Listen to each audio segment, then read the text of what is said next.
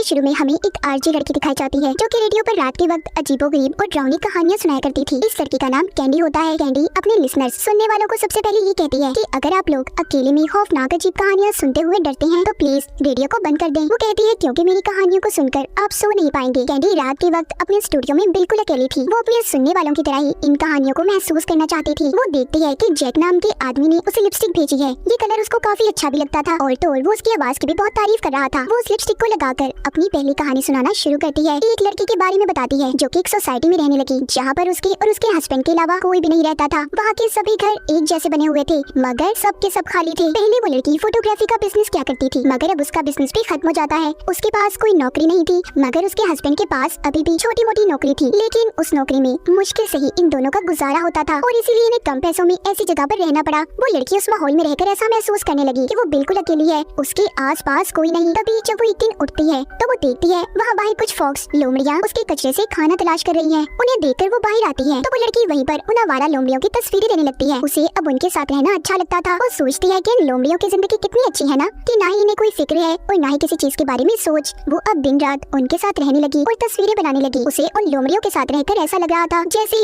उनके साथ उसका कोई रिश्ता है। उसे जहाँ पर लोमड़ियों के साथ अच्छा लगता था तो वहीं पर उसे अपना हस्बैंड अपन जान लगने लगा। रोजाना जैसे ही उसका हस्बैंड काम पर जाता वो अपना सारा दिन उन लोमड़ियों के साथ गुजारती। एक दिन रात को उसका हस्बैंड उसके कैमरे को देखता है। वो ये देखकर हैरान था कि जितनी भी तस्वीरें हैं सब फॉक्स लोमड़ियों की हैं। उनको उसने बहुत ही करीब से लिया हुआ है जो दिखने में बहुत ज्यादा डरावनी थी। वो उससे पूछता है कि तुम्हारे कैमरे में ऐसी तस्वीरें क्यों हैं और तुम क्यों बदलती जा रही हो। ये सुनकर वो अपने ही घर से भाग जाती है। ऐसा लग रहा था कि वो एक फॉक्स लोमड़ी की तरह भाग रही हो। 4 दिन गुजर गए थे। उस लड़की का हस्बैंड उसे बहुत ढूंढता है मगर वो उसे कहीं पर भी नहीं मिलती। उसके मिसिंग पोस्टर्स को भी हर जगह पर लगाया गया मगर इस सोसाइटी में तो कोई रहता ही नहीं था तो उसके मिसिंग पोस्टर्स को देखता कौन। कुछ दिन के बाद फिर से कुछ लोमड़ियाँ कचरे में खाना ढूंढने आती हैं। उन्हें देखकर उस लड़की का हस्बैंड बाहर आता है। वो उन्हें वहाँ से भगा रहा था मगर एक लोमड़ी वहाँ से कहीं नहीं जाती। वो उधर ही खड़ी हुई थी। उस लड़की का हस्बैंड जब उसकी आंखों में रोशनी मारता है तो वो ये देखकर हैरान था कि उस लोमड़ी की आंखें बिल्कुल उसकी बीवी जैसी हैं। कैंडी ये कहानी सुनाने के बाद अपने सुनने वालों को कहती है कि आपको क्या लगा, क्या वाकई वो लड़की लोमड़ी बन गई या फिर ये सिर्फ उसके हस्बैंड का ख्याल था। ये कहानी सुनाने के बाद कैंडी ब्रेक लेती है। ब्रेक के दौरान कैंडी के पास एक कॉल आई थी। वो आदमी कहता है कि मैं तुम्हें देख सकता हूँ जब तुमने मेरी ही भेजी हुई लिपस्टिक लगाई। मेरा नाम जैक है। कैंडी पहले तो घबरा जाती है। उसे लगता है कि जैसे उसका कोई पीछा कर रहा हो मगर बाद में वो ये सोचने लगती है कि शायद उसका कोई कॉलर उसके साथ मजाक कर रहा है। वो जैक की कॉल को कट कर देती है। फिर कैंडी एक दूसरी कहानी सुनाती है जो कि एक लड़के के बारे में थी। कैंडी कहती है कि उसका मानना था कि वो दूसरी दुनिया में फंस गया है। वो एक दिन जब अपने घर में बैठा टीवी देख रहा था तो अचानक से उसकी स्क्रीन पर उसे एक मास्क पहना हुआ आदमी दिखाई देता है जो एक लड़की को मार रहा था। मगर हैरानी की बात ये थी जो जगह इसकी स्क्रीन में इसे नजर आ रही थी वो इसी का घर था। वो अपने घर को चेक करने जाता है। वो सोचता है क्या वो जो घर मैंने देखा वो मेरा ही घर है मगर उस जगह पर जाकर उसे कोई भी नजर नहीं आता। अचानक से वही लड़की उसके सामने आती है और एक मास्क पहना हुआ आदमी भी जिसने उस लड़की पर हमला कर दिया था। वो देखता है वो लड़की जिसको पहले मास्क वाला आदमी मार रहा था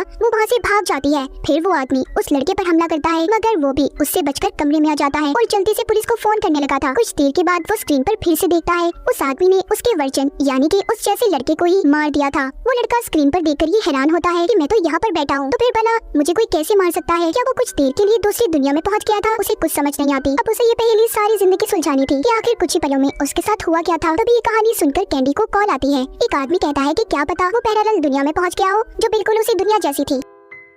कैंडी जब ये दूसरी कहानी खत्म करती है तभी उसे दोबारा से जैक नाम के आदमी की कॉल आती है जिसने इसके लिए लिपस्टिक भी भेजी थी। वो कैंडी को अपनी कहानी सुनाता है। बताता है कि एक दिन मैंने बार में एक बहुत ही खूबसूरत और मशहूर लड़की को देखा। मुझे वो पसंद आ गई मगर उसने मेरा फायदा उठाया। उसने उस बार की सबसे महंगी शराब मेरे पैसों से पी जिसके बाद मेरा मजाक बनाकर अपने दोस्तों के साथ भाग गई। उसके लिए तो सिर्फ एक शराब थी पर मेरी उसमें 3 महीने की कमाई लग गई। कैंडी उसकी कहानी सुनकर कहती है ओह अच्छा तो उस दिन तुम थे वो, मतलब कि जैक जिस लड़की के बारे में बात कर रहा था वो लड़की कैंडी ही थी। वो ये सारी बात सुनकर उससे माफी मांगती है। जैक कहता है नहीं इतनी आसानी से मैं तुम्हें माफ नहीं कर सकता, अब तो तुम्हें इसकी सजा भुगतनी होगी। तभी जैक की कॉल बंद हो जाती है जिसके बाद एक नया कॉलर अपनी कहानी सुनाता है। वो एक हॉस्पिटल की कहानी सुना रहा था जहाँ पर लोगों का मानना था कि रात होते ही उधर कोई औरत लोगों को दिखाई देती है। अब इस बात के बारे में पता करने के लिए एक फिल्म प्रोड्यूसर अपनी एम्प्लॉय लड़की के साथ हॉस्पिटल को देखने आया। वो उस जगह पर हॉरर ड्राउनी मूवी बनाना चाहता था। एम्प्लॉय लड़की प्रोड्यूसर को बताती है कि आज से 100 साल पहले यहाँ पर एक नर्स काम किया करती थी। उसको फिर एक कमरे में बंद कर दिया गया जहाँ पर सिर्फ वो एक ही बात कहती रही कि मुझे मेरा बच्चा चाहिए। साथ साथ प्रोड्यूसर अपने मोबाइल में सब कुछ रिकॉर्ड कर रहा था। फिर जिसके बाद उस नर्स ने खिड़की के शीशे को तोड़कर खुद को मार लिया।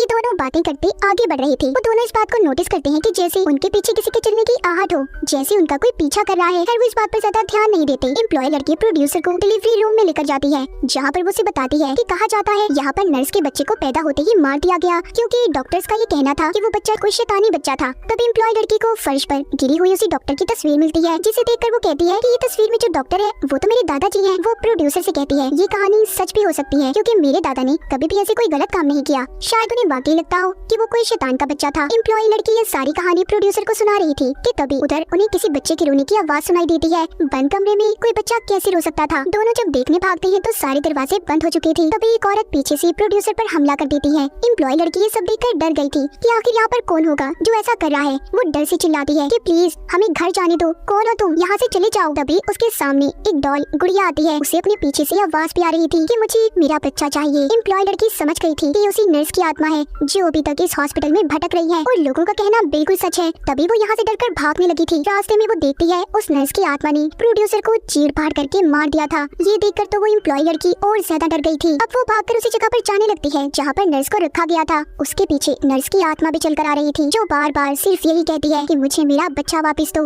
एम्प्लॉय लड़की जिस कमरे में थी वो अचानक से बंद हो जाता है। कैंडी ये कहानी खत्म होने के बाद कहती है कि आखिर आप लोगों को क्या लगता है नर्स की आत्मा ने उस लड़की के साथ क्या किया होगा। तभी कैंडी के पास जैक की कॉल दोबारा आती है। वो कहता है कि तुम्हारा वक्त अब पूरा हो गया है, सजा के लिए तैयार हो जाओ। कैंडी ये बात सुनकर बहुत ज्यादा डर गई थी। वो फौरन से पुलिस को कॉल करती है, मगर जैक अब उसके स्टूडियो के अंदर था, जिसके एक हाथ में शराब की बोतल और दूसरे हाथ में कुल्हाड़ी थी। कैंडी डरकर बाथरूम में जाकर खुद को बंद कर लेती है। जैक भी उसके पीछे पीछे था। वो कहता है कैंडी तुम मुझसे नहीं बच सकती, आज तो बदले की रात है। वो बाथरूम के बाहर खड़ा होकर कहता है कि तुम सब लोगों को कहानियाँ सुनाती हो ना, चलो आज मैं तुम्हें कहानी सुनाता हूँ। जैक कैंडी को दो बहनों की कहानी सुनाता है। वो बताता है कि वो दोनों डॉक्टर्स थी और किसी दूसरे शहर में अपनी मॉम से मिलने जा रही थी। उन्हें काफी रात हो जाती है, तो इसलिए रुककर रास्ते से एक बहन कुछ सामान लेने लगती है, मगर जब वो जाकर देखती है तो वो दुकान बंद थी। तभी उस शॉप के पास एक गाड़ी आकर रुकती है। दूसरी बहन दूर खड़ी ये सब देख रही थी। उस गाड़ी में से एक आदमी बाहर आता है जो बहुत परेशान लग रहा था। वो उसकी बहन को गाड़ी में बिठाता है और यहाँ से कहीं ले जाने लगा था। दूसरी बहन की नजर जब गाड़ी की पिछली सीट पर जाती है, जो दूर खड़ी ये सब कुछ देख रही थी, तो वो देखती है एक औरत खून में लथपथ है और मदद के लिए पुकार रही है। ये देखकर वो बहुत ज्यादा डर जाती है और फौरन से पुलिस को कॉल करती है, क्योंकि उसे लग रहा था कि वो आदमी उसकी बहन को अगवा कर ले जा रहा है और जो औरत उसकी पिछली सीट पर है वो उसे मारना चाहता है। वो गाड़ी में उस आदमी का पीछा करती है। उसका सारा ध्यान फोन पर था, इसीलिए उसकी गाड़ी उस अनजान आदमी से टकरा जाती है, जिससे उस आदमी की गाड़ी एक दरख्त पर जाकर लगी थी। उस दरख्त की टहनियाँ उसकी गाड़ी के आगे के शीशे को तोड़ देती हैं, जिस वजह से सभी उस गाड़ी में मर गए थे। जब वो उस गाड़ी का दरवाजा खोलकर देखती है तो उसकी बहन के हाथ में छोटा सा बच्चा था जो कि रोई जा रहा था। यहाँ पर उसे समझ आती है कि उसने कितनी बड़ी गलती कर दी। वो आदमी कोई किडनैपर नहीं था, बल्कि वो तो अपनी प्रेग्नेंट वाइफ को हॉस्पिटल लेकर जा रहा था। उसने उसकी बहन से मदद मांगी क्योंकि वो डॉक्टर थी और उसकी बहन भी अपनी मर्जी से उनके साथ गई थी। फिर जिसके बाद वो आदमी तेजी से हॉस्पिटल की तरफ जाने लगा, मगर वो लड़की समझी कि वो आदमी उसकी बहन और उस औरत को अगवा करके कहीं पर ले जा रहा है। उसने गलती से उनका एक्सीडेंट कर दिया, जिसमें वो सारी फैमिली और साथ ही उसकी बहन भी मर गई। बचा था तो सिर्फ उनका बच्चा। जैक जो कि ये कहानी कैंडी को बाथरूम के बाहर खड़ा सुना रहा था, वो कहता है कि ये सारी कहानी सच है। जैसे उस लड़की ने बिना कुछ सोचे समझे उस आदमी के बारे में गलत सोच बना ली, इसी तरह तुमने मेरे साथ किया। वो कहता है उस रात तुमने अपने दोस्तों के साथ मिलकर मेरा बहुत मजाक बनाया, मेरी उसमें 3 महीने की कमाई लग गई। अब वो उसे बाहर आने की वार्निंग देता है, कहता है कि अब तुम खुद ही दरवाजा खोलकर बाहर आओगी या मैं अंदर आ जाऊँ। वो कुल्हाड़ी से दरवाजे को तोड़ने लगा था। कैंडी जैक की बातों से बहुत ज्यादा डर गई थी, इसीलिए डरकर वो दरवाजा खोल देती है। जैक बाथरूम के अंदर चला गया था। कुछ देर के बाद कैंडी बाथरूम से अकेली बाहर आती है और आकर अपने स्टूडियो में बैठ गई थी। उसका चेहरा खून से भरा हुआ था। वो ऑन एयर आकर अपने लिसनर से कहती है कि आज आपको सबसे अजीब और खतरनाक कहानी सुनाने वाली हूँ। हम बाथरूम में देख पाते हैं जहाँ पर जैक की लाश पड़ी थी। कैंडी ने उसी की कुल्हाड़ी से उसके टुकड़े टुकड़े कर दिए थे। आखिर में कैंडी को दिखाया जाता है जो कहती है कि ये नाइटमेयर रेडियो है, जहाँ पर अजीब और खतरनाक कहानियाँ कभी खत्म नहीं होंगी। और इसी के साथ हमारी इस फिल्म की कहानी भी यहीं पर खत्म